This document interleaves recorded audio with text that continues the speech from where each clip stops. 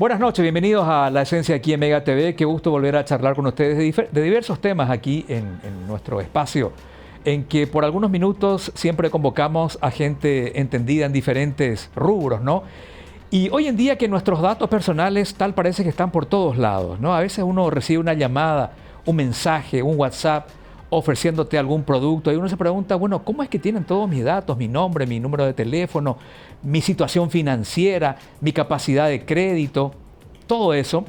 Y ahí recordamos que donde quiera que vayamos hoy en día nos preguntan todos nuestros datos. Es más, cuando vamos a un banco, por ejemplo, nos detiene el guardia, nos toma una foto y uno, bueno, lo hace como si fuera ya parte de lo cotidiano. Pero ¿qué hacen con esa fotografía, con mis características biométricas? ¿Hay alguna legislación que me protege? ¿Tiene que esa institución financiera decirme a mí para qué quiere esa fotografía y cómo llegarían a utilizar mis datos? ¿Por cuánto tiempo van a tener archivados mis datos? Bueno, ¿qué pasa con todo eso en Paraguay? Algo que debiera llamarnos la atención y preocuparnos también. Así que hoy quisimos hablar con gente del TEDIC, gente que habitualmente es consultada sobre este tipo de cuestiones. Ellos han hecho una investigación, han llegado a algunas conclusiones y justamente sobre eso queremos hablar con Juliana Galli. ¿Cómo le va, Juliana? Bienvenida al programa. ¿Qué tal, Juan? Muchas gracias. Gracias por este espacio. Entiendo que están ustedes evaluando los resultados de una investigación bastante exhaustiva acerca del siguiente tema: datos personales de la gente. ¿A dónde van? ¿Cómo se almacenan? ¿Qué hacen con esos datos? ¿Es así? Es así, estuve colaborando con TEDIC en esta investigación tan importante sobre explorar un poco cuál es el tratamiento que hoy se le está dando a los datos personales y sobre todo qué protección puede llegar a existir hoy en el sector privado. Para esta investigación, en realidad no es que investigamos a todo el sector privado porque sería una tarea enorme, ¿verdad? Sino que nos basamos en pequeñas muestras a través de entrevistas y con esas muestras hicimos un análisis que nos arroja ciertas conclusiones de cuál sería la manera en que hoy, a grandes rasgos, podríamos decir que se están tratando los datos personales en el sector privado. Uh-huh. Este trabajo investigativo, ¿cuánto tiempo duró, Juliana? El trabajo, la investigación en total, bueno, tuvo una etapa intensa de entrevistas que no fue muy larga porque las hicimos en un mes aproximadamente, pero sí tuvimos un trabajo importante de análisis de esas entrevistas, de las conclusiones, los hallazgos. En total podríamos decir que fueron como 5 meses y como te decía, lo que hicimos fue tomar yendo un poco, perdón si me adelanto, ¿verdad? Pero a lo que fue la investigación en sí, lo que hicimos fue tomar pequeñas áreas del sector privado representativas y sobre todo, digamos que utilizan TIC en su giro de negocio, en su modelo de negocio. Uh-huh. Entonces tomamos tres sectores: el área fintech, el área de recursos humanos y el área de bienes raíces, que son áreas bastante en auge, digamos, en el uso de las tecnologías. Y hicimos entrevistas basándonos en los principios de protección de datos personales. Para eso tomamos justamente el proyecto de ley que actualmente está en estudio en el Congreso de la Nación, que tiene establecidos estos principios, y bajo estos principios buscamos entender un poco de qué forma están protegiendo o no los datos personales de los clientes, estas empresas, ¿verdad? Ajá. Entonces hicimos estas preguntas y fuimos viendo que existen prácticas por parte de las empresas para, de cierta manera, no ser desleales en el uso de los datos privados de sus clientes, pero a la vez existe un gran desconocimiento en materia de cuáles son las bases legales que autorizan un tratamiento adecuado de datos personales y de qué forma se debe configurar este tratamiento para no lesionar el derecho de las personas, ¿verdad? Uh-huh. Y bueno, obviamente este desconocimiento es una consecuencia directa de que hoy en día no tenemos una ley específica en la materia. No tenemos una ley de protección de datos personales integral, acorde a estándares internacionalmente aplicados y aprobados, que podamos decir Paraguay tiene un marco robusto de protección en esta materia. Claro, es importante aclarar eso, no tenemos, es un proyecto de ley, pero ¿hay alguna norma que se esté utilizando alternativamente, digamos, para de alguna manera reglamentar? Porque hoy nuestros datos están en todos lados. De hecho, que está, por ejemplo, el portal Paraguay, la identidad digital, que tiene todos nuestros datos, absolutamente todos nuestros documentos. Uno puede sacar un certificado de nacimiento hoy en día con un clic en el celular, pero ¿qué? A la espera de una norma específica, ¿hay alguna norma que por analogía se esté utilizando o aplicando? Sí, lo que podría decirse que tenemos es la ley 6.534 de datos personales crediticios. Ya. Esta no es una ley que podríamos elevar a la categoría de ley de protección de datos personales, porque es una ley que protege, tal como su título lo menciona, los datos personales de naturaleza crediticia exclusivamente. Ajá. Entonces, por supuesto, no todos nuestros datos personales revisten esa naturaleza y no los que revisten esa naturaleza son los más importantes. Hay una gran cantidad de datos, como por ejemplo los datos relativos a salud, los datos sensibles, datos relativos a preferencias de otro tipo que no tengan que ver con índole económica, hoy por hoy no reciben una protección legal, ¿verdad? Entonces, el sistema de empresas, los conocidos burós de crédito que manejan de forma sistematizada datos crediticios, sí tienen una regulación especial, tienen órganos de regulación como el Banco Central y también la Secretaría de Defensa del Consumidor, pero como te digo, está limitado a ese ámbito de datos y no al resto de nuestros datos en general. Ujú. El proyecto de ley que está presentado en el Congreso sí busca establecer un marco integral de protección, ya abarcando la totalidad del ámbito de aplicación de este derecho. Interesante. Decía usted que una de las primeras cosas que notaron como resultado es una especie de falta de transparencia. Uno, Juliana, cuando va a abrir una cuenta en Facebook, en X, qué sé yo, eBay, Amazon, hay un apartado que te dice cómo utilizaremos sus datos. Y uno ahí lo lee o no lo lee. Es una formalidad que seguramente las leyes de esos países exigen. Acá por lo menos yo no recuerdo que alguna empresa del sector financiero o algo me haya ofrecido a mí un documento donde diga, para que yo pueda leerlo, cómo van a utilizar mis datos. ¿Es así? Sí, o bien puede ser que haya, pero yo creo que hay dos caras acá. Ajá. Está por un lado la falta de conciencia social, yo diría, de nosotros, ciudadanos, de entender que ese es un derecho tangible que merece una protección efectiva y por ende es como que no somos conscientes de que ese derecho existe y que merece esa protección. No estamos permanentemente pendientes de cuidar nuestro derecho, porque algunas veces ni siquiera somos conscientes de que somos titulares de ese derecho. Ajá. Por otro lado, las empresas tal vez aplican mecanismos, esto lo pudimos ver en la investigación, hay mecanismos, de repente hay términos y condiciones en las páginas web, tal vez incluso cuando vos vas a crear un usuario, sin darte cuenta o sin prestar mucha atención, cliqueas una casilla que dice acepto términos y condiciones y dentro de esos términos y condiciones haya alguna mención sobre el tratamiento de datos, pero digamos que por justamente no contar con un marco legal que defina con precisión de qué forma se deben aplicar las medidas de protección, estas medidas a veces no son suficientes o no son eficientes para cumplir ese objetivo. Entonces, tal vez tenés unos términos y condiciones que mencionan someramente de qué manera se van a tratar y recolectar los datos, pero no son exhaustivos, no son precisos no requirieron un consentimiento voluntario, un consentimiento afirmativo, no solamente por defecto, que yo cliqué nomás, sino se tiene que poder verificar que vos, para dar un consentimiento, vos tuviste que haber sido plenamente consciente de los términos a los cuales consentiste, tuviste que haberlos entendido, tienen que estar redactados de forma sencilla, clara.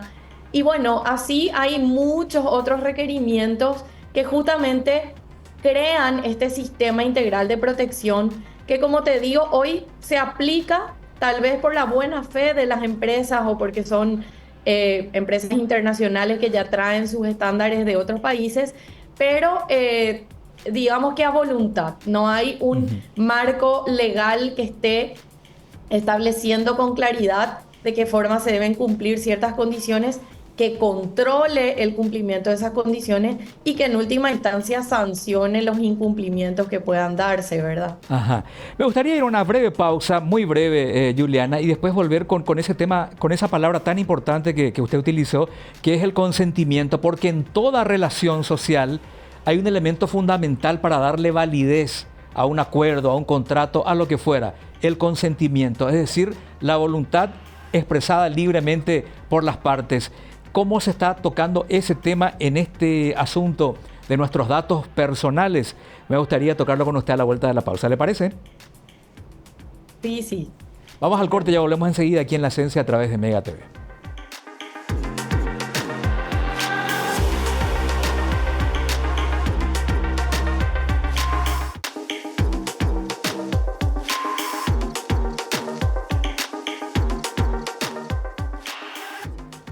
Seguimos charlando aquí en La Esencia, en Mega TV, con Juliana Galli, que estuvo trabajando en un proceso de investigación también para conocer un poquitito cómo estamos en esta cuestión de los datos personales, su uso, su manejo, sobre todo en las empresas privadas, ya en puertas de tener, ojalá, ¿no?, dentro de muy poco, una legislación al respecto. Juliana, te decía antes del corte, el tema del consentimiento. Y quiero volver a un ejemplo que puse al principio de la charla.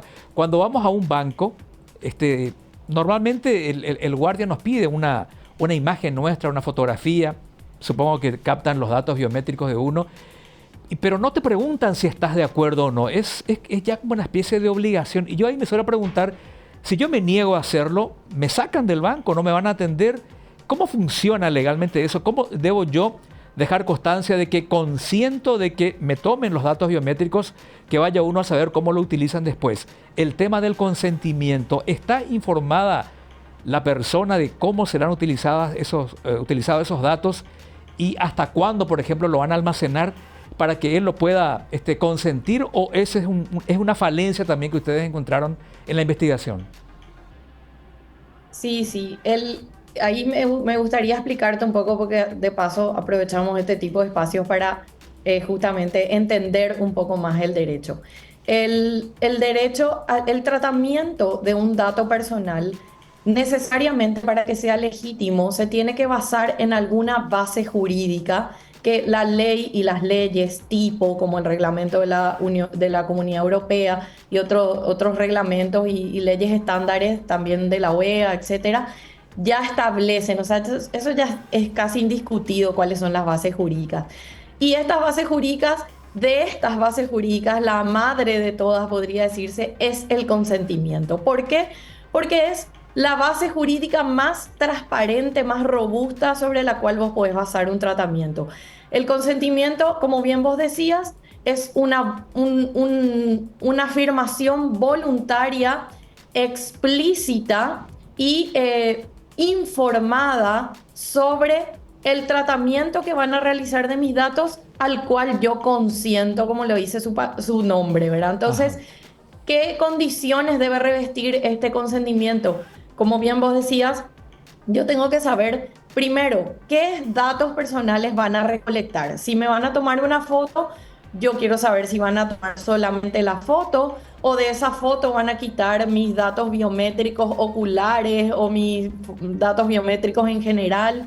También necesito saber cuánto tiempo se va a almacenar ese dato, dónde se va a almacenar, qué uso le van a dar a ese dato, y si el uso que le van a dar a ese dato es proporcional a la finalidad para la cual vos estás recolectando. Por ejemplo, si el banco está tomándote tus datos biométricos para ingresar a su recinto nada más, es como que puede haber una desproporción, ¿verdad? Porque si yo simplemente quiero ingresar al recinto, ¿cuál es la necesidad de que tengan que tomarme todos mis datos biométricos? Ahora bien, si mis datos biométricos van a ser tomados para que de esa forma se haga más robusta el nivel de seguridad para una transacción, ahí sí digamos que podemos ver cierta proporcionalidad, porque mi beneficio de seguridad es proporcional al medio a la recolección de datos que van a hacer.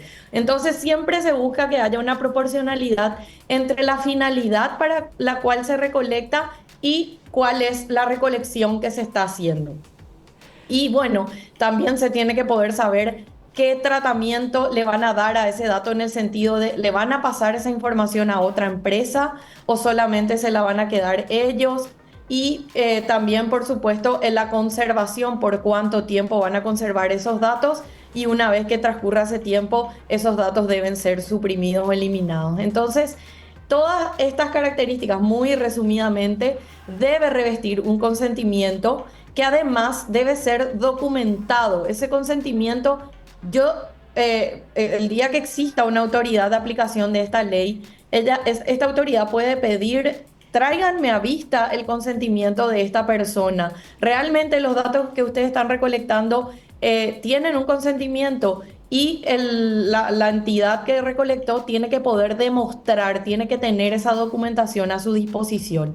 Además del consentimiento, hay otras bases legales, pero ya son siempre más difíciles. Por ejemplo, está el interés legítimo, que es una vía bastante compleja de demostrar que vos estás legitimado a recolectar datos, pero existe. Ahí no necesitas el consentimiento, pero sí tenés que poder demostrar que hubo un estudio acabado de medios, de fin, de proporcionalidad, en fin, es complejo el concepto. Y también tenés, por supuesto, un contrato que ya viene un poco a reemplazar el consentimiento, porque el contrato conceptualmente es un acuerdo de voluntades. Y también está el caso del Estado, que por sus potestades que inviste como Estado, como poder público, puede recolectar datos siempre y cuando sean para los fines legítimos que el principio de legalidad le ampara, digamos. Entonces, estas bases jurídicas son las que son, digamos, el corazón de esta ley de protección de datos. Entender que todo tratamiento no es a mi medida y para como yo quiero, sino que tiene que ajustarse a ciertas bases jurídicas y cumplir con ciertas condiciones para que yo no esté vulnerando los derechos de las personas en beneficio mío, o porque me conviene, porque mejora mi modelo de negocio. O sea, todos en la sociedad sabemos que hay libertad como principio general, y las empresas quieren ganar dinero, quieren que sus modelos de negocio sean exitosos, pero también nosotros, los ciudadanos y las personas, necesitamos que nuestros derechos fundamentales tengan un ámbito de protección que sea, digamos, inviolable. Ese equilibrio es el que tenemos que buscar. Tal parece, Juliana, y es una presunción que uno suele tener. A usted le habrá pasado, el televidente también habrá pasado, que nos llaman de alguna empresa privada, de diferentes rubros, financieros, electrodomésticos, venta de artículos, lo que fuera. Y lógicamente, si lo llaman a uno o le mandan un WhatsApp ofreciéndole artículos a plazos, es porque habrán estudiado su perfil crediticio. Entonces uno dice, pero ¿cómo si yo jamás fui cliente de ese banco o de esa tienda de electrodomésticos o lo que fuera? ¿Cómo es que tiene no solamente mi nombre, mi cédula, mi número de teléfono, sino también mi perfil crediticio? Porque no me estarían ofreciendo un artículo a plazo si es que no hubiesen estudiado mi capacidad de crédito. Usted tiene esa presunción también. ¿No hay la seguridad de que esos datos que me piden a mí en ciertos lugares sea para ellos nada más, no los difundan por ahí? Y sí, eso es uno de los riesgos que hoy estamos corriendo todos, ¿verdad? Ujú. Porque no hay una ley. Lastimosamente, esa es una de las primeras consecuencias. Igual cuando hay una ley, ni aún así podemos garantizar que esas situaciones no van a darse, Ajá. pero con mayor razón sin tener una ley, ¿verdad? Porque no hay un mecanismo de protección que uno pueda activar ante ese tipo de situaciones y por sobre todo un mecanismo de cumplimiento de parte de un poder público, digamos, que con potestades suficientes pueda venir a controlar, a verificar y eventualmente sancionar si se verifica verdaderamente un incumplimiento. Y sí, este tipo de situaciones probablemente se dan, probablemente hay transferencias de datos entre empresas y es una realidad de la que todos somos un poco víctimas, podría decirse, Ujú. pero es por eso que con más razón estamos abogando por la pronta sanción de una ley que empiece a sentar las bases para que las empresas, la idea no es que la ley venga y caiga como un garrote sobre las empresas. Sabemos Ajá. que la economía es importante, sabemos que en Paraguay son micro y medianas empresas, la gran parte de las empresas, y no deberían tampoco verse, digamos, aplastadas por una ley, sino que lo que queremos o lo que yo pienso que este tipo de sistemas busca es el equilibrio, como te decía, ¿verdad? Ajá. Que siga funcionando la economía, que sigan funcionando los modelos de negocio, pero que los abusos como este que vos mencionás mermen y hasta cesen por completo, ¿verdad? Porque son este tipo de abusos los que generan el uso indebido de datos y pueden causar hasta perjuicios a las personas, ¿verdad? Ujú, ujú. Ustedes a través de sus estudios, de sus investigaciones, ¿consideran que hay un tiempo prudencial para que nuestros datos sean almacenados en servidores de empresas privadas, por ejemplo? Entrar en aquello que muchos llaman como el derecho al olvido, es decir, que ciertos datos míos de hoy desaparezcan dentro de cierto tiempo. ¿Se maneja eso? ¿O esta nueva ley debería incluir un lapso dentro del cual deberían estar disponibles mis datos en ciertos servidores y después tendrían que borrarse? Sí, sí, por supuesto. O sea, esta ley plantea el derecho al olvido, el derecho a la supresión de los datos. Está establecido y es un derecho, como bien vos decís, que pasando por el debido proceso que tiene que pasar, los titulares puedan ejercer ese derecho libremente, ¿verdad? Ujú. También fuera de ese derecho está el derecho mismo a que yo, titular de mi dato, diga a quien recolectó y esté tratando mis datos que cese el tratamiento, que borre los datos que tiene en su base de datos, porque yo ya no autorizo el dato. O sea, justamente la esencia del derecho a la protección de datos personales es que este derecho es un derecho personalísimo, es un derecho casi como la identidad. Mi identidad solamente yo la puedo administrar. Y lo mismo mis datos. Entonces yo decido, bajo el concepto de la autodeterminación informativa, perdón, qué uso se le puede dar y qué uso quiero que se le dé. Ujú. Tal vez ante el único ente ante el cual yo no puedo decirle para de usar mis datos es el Estado, porque se supone que el Estado, que actúa siempre bajo el principio de legalidad, no va a utilizar ilegítimamente tus datos. Entonces, Ujú. digamos que fuera del Estado, siempre el titular va a tener la potestad de determinar qué uso se puede hacer de sus datos personales. Correcto. Juliana Galli, ha sido un placer hablar con usted. Gracias por su tiempo y ya seguiremos charlando sobre esto porque da para mucho y sobre todo a medida que estemos llegando al día en que tengamos una nueva ley. Muchas gracias por su tiempo. Gracias, Juan, a ustedes por el espacio. Muy amable, muy amable. Juliana Galli, entonces hablando acerca de los resultados de esta investigación del TEDIC, de cómo utilizan nuestros datos personales. Particularmente, y con esto termino, hay preocupación en la falta de consentimiento informado, problemas de transparencia e incumplimiento de principios clave. Por ejemplo, la seguridad. Hasta la próxima en La Esencia aquí en Mega TV.